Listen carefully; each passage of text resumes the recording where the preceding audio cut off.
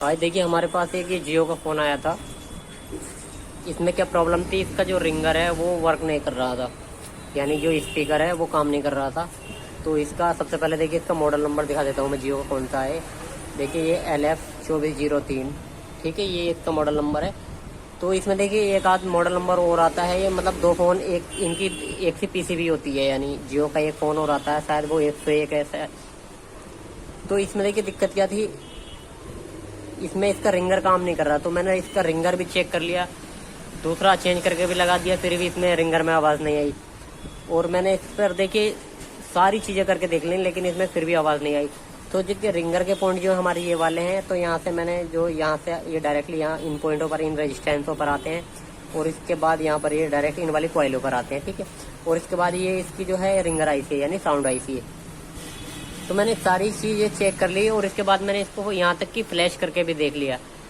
तो उसके बाद भी इसमें आवाज़ नहीं आई, यानी इसका रिंगर वर्क नहीं कर रहा। और जो रिंगर पॉइंट है इसके, जो स्पीकर वाले पॉइंट है, इन पर भी वैल्यू आ रही है। तो एक बार देखिए मैं चेक करके दिखा देता हूँ आपको। तो मल्टीमीटर को हमने कंटिन्यूटी रेंज पर सेट किया है, ठीक है।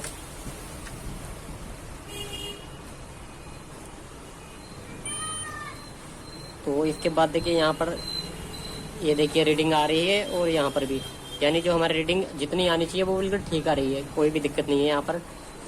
और यहाँ पर जो रिंगर वाले पॉइंट हैं, यहाँ पर इसको चेक करते हैं हम। यहाँ से डायरेक्टली यहाँ पर आते हैं, ठीक है, ठीक है। और यहाँ से बाईपास होकर इधर रेजिस्टेंस की साइड में आते हैं, ठीक है, ये सही आ रहा बिल्कुल। और इसके बाद दूसरा वाला पॉइंट देखते हैं, ये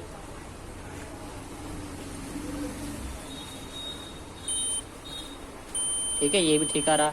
तो अब ये यहाँ से होते हुए इस कॉइल पर आते हैं, यहाँ पर इनको चेक करते हैं यहाँ पर,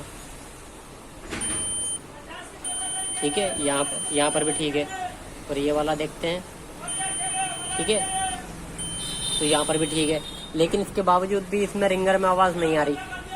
तो रिंगर देखिए, मैंने जो इसका रिंगर था ये वाला था, इसको मैंने चेंज करके दूसरा लगाया, फिर भी इसमें आवाज़ नहीं आई। रिंगर देखिए, एक बार मैं इसका रिंगर भी चेक कर लेता हूँ,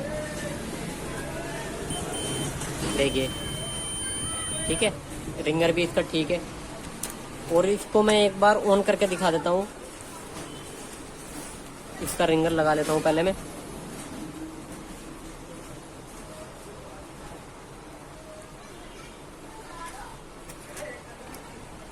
ठीक है, इसका मैंने रिंगर लगा लिया है, और इसमें देखते हैं आवाज़ आती है या नहीं आती है। मैं चेक करा देता हूँ एक बार, और इसके बाद इसका सॉल्यूशन ढूंढते हैं क्या है।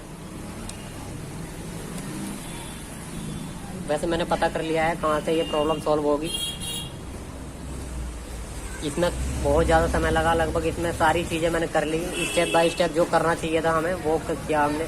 डायरेक्टली आईसी पर हमने काम नहीं किया, वो अब इसके बाद होगा जो भी होना है। तो ये ऑन हो रहा है, ठीक है। ऑन होने पर ये आवाज़ साउंड सुनाई देता है, ठीक है। अगर वो साउंड आता है तो ठीक है, वरना तो इसमें अभी भी प्रॉब्लम है। तो मैंने ये फ्लैश किया था।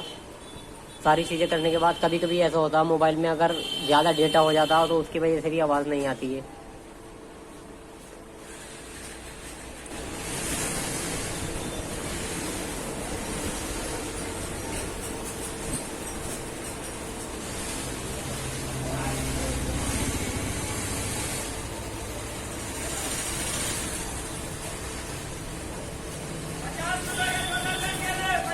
तो देखिए हमारा बिल्कुल भी ऑन होने पर जो इसका साउंड आता है वो बिल्कुल नहीं आया कहीं तक कहीं भी।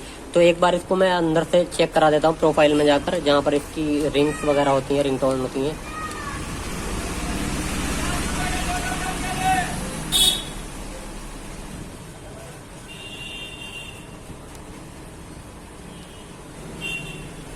तो देखिए यहाँ पर मैं इसके वॉल्यूम थोड़े से कम या ज़्यादा करके देखता हूँ। तो देखिए यहाँ पर भी आवाज़ नहीं आ रही है। और इसकी मैं यहाँ पर टोन सेटिंग में जाता हूँ, और यहाँ पर ठीक है, यहाँ पर बोलना चाहिए, यहाँ पर भी जो हमारी रिंग्स की आवाज़ आती है वो नहीं आ रही है, ठीक है। देखिए किसी भी चीज़ पर यहाँ पर साउंड सुनाई नहीं दे रहा है। तो अब इसको किस तरीके से सॉल्व करेंगे इस प्रॉब्लम को, देखिए। तो सबसे पहले इसे बंद कर लेते हैं। तो मैंने देखी जैसे कि यहाँ से यहाँ तक सारी चीज़ें चेक की, सारी ये रेजिस्टेंस वगैरह ये कॉइल सारी चीज़ें ठीक है, यहाँ पर रीडिंग जो आनी चाहिए वो आ रही है, लेकिन इसमें फिर भी ये प्रॉब्लम दूर नहीं हुई। तो अभी ये किस तरीके से होगी, देखिए जो इसकी ये वाली आईसी लगी हुई है, ठीक है, ये हमारी रिंगर आईसी है यानी साउंड आईसी। तो यहाँ पर इस साउंड आईसी को इनेबल होने के लिए यानी इसको चालू होने के लिए हमें जो बैटरी वाले वोल्टेज होते हैं यानी जो 3.7 वोल्ट होते हैं, तो डायरेक्टली यहाँ से इस आईसी को मिलने चाहिए, वो यहाँ पर नहीं मिल रहे। तो वो यहाँ से डायरेक्टली हमें यहाँ पर 3.7 वोल्ट जो होते हैं वो डायरेक्टली यहाँ पर देने पड़ेंगे इस आईसी को। तो कहाँ देने पड़ेंगे, देखिए ये वाला जो कैपेसिटर दिखाई दे रहा है साइड में, तो इसकी इधर वाली साइड जो है ये जो है हमारी जो निगेटिव है यानी जो ग्राउंड से जुड़ी हुई है, और इधर की जो है ये हमारी प्लस वाली है। तो यहाँ से यहाँ तक मैं रीडिंग चेक करता हूँ यहाँ पर आ रही है या नहीं आ रही है, यानी बैटरी से डायरेक्टली यहाँ आनी चाहिए, यानी यहाँ पर रीडिंग आनी चाहिए, जब तो यहाँ पर 3.7 वोल्ट मिलेंगे। तो इसको चेक कर लेते हैं एक बार।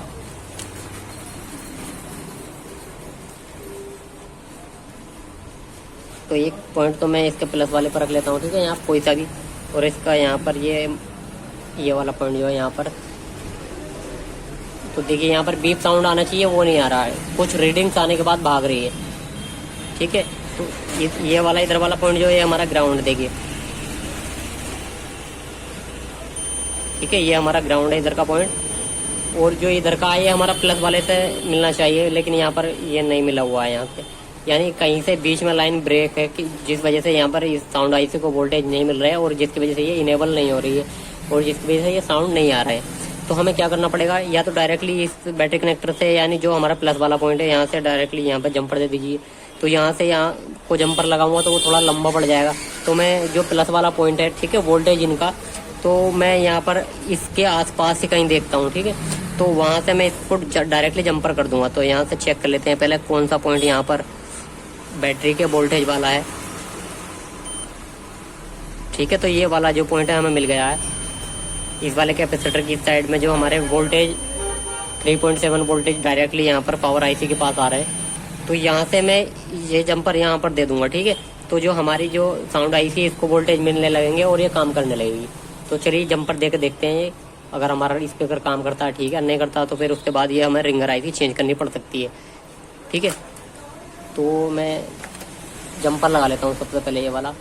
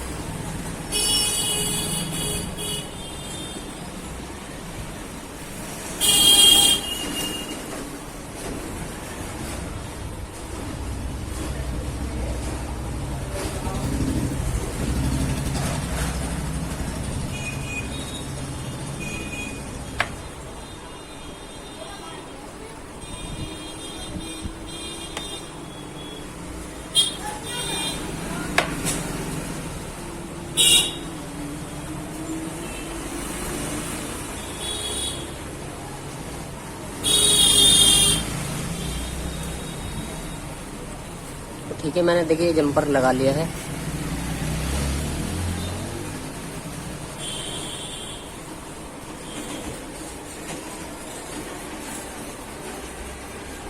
ठीक है, यहाँ से और यहाँ तक ये जंपर कर दिया मैंने, ठीक है। तो ये जो हमारी बैटरी की वोल्टेज इन सप्लाई होती है डायरेक्टली 3.7 वोल्ट कोई आईसी को मिलने लगे हैं, ठीक है। और इसके बाद अब देखिए हम इस पर बैटरी लगा के इसको ऑन करके देखते हैं कि हमारे साउंड आए हैं या नहीं आए हैं।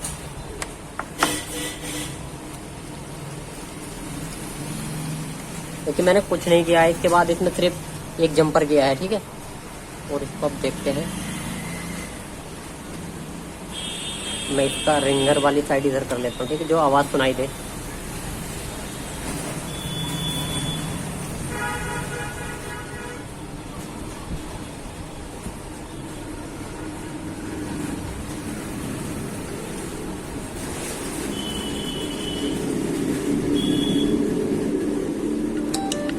देखिए हमारी जो स्पीकर की आवाज़ है वो आ चुकी है, यानी हमारा जो साउंड ओके हो चुका है बिल्कुल। तो देखिए जब इस आईसी को सप्लाई नहीं मिलती है, यानी वोल्टेज जो इनेबल होने के लिए उसे वोल्टेज चाहिए होते वो नहीं मिलते, तो ये हमारी आईसी जो है वर्क नहीं करती है। तो लाइन जो शॉर्ट होती है वो कभी कभार देखिए ये रेजिस्टेंस जो कॉइल लगी हुई होती है साउंड के एरिया में, साउंड के सेक्शन में, वो खराब नहीं होती है कभी भी। ज़्यादातर वोल्टेज ना मिलने की वजह से ये प्रॉब्लम आती है। तो देखिए इसको मैं एक बार अंदर से चेक करा देता हूँ। इसमें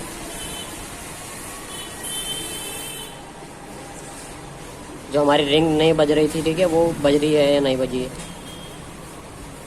यहाँ पर वॉल्यूम चेक कर लेते देखिए, ठीक है, हमारे वॉल्यूम भी बजने लगे हैं। और यहाँ पर पिंक सेटिंग्स में जाकर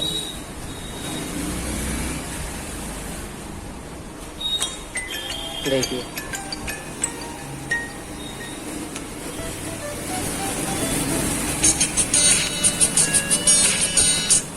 ठीक है। तो हमारा ये साउंड का जो प्रॉब्लम था बिल्कुल ठीक हो चुका है।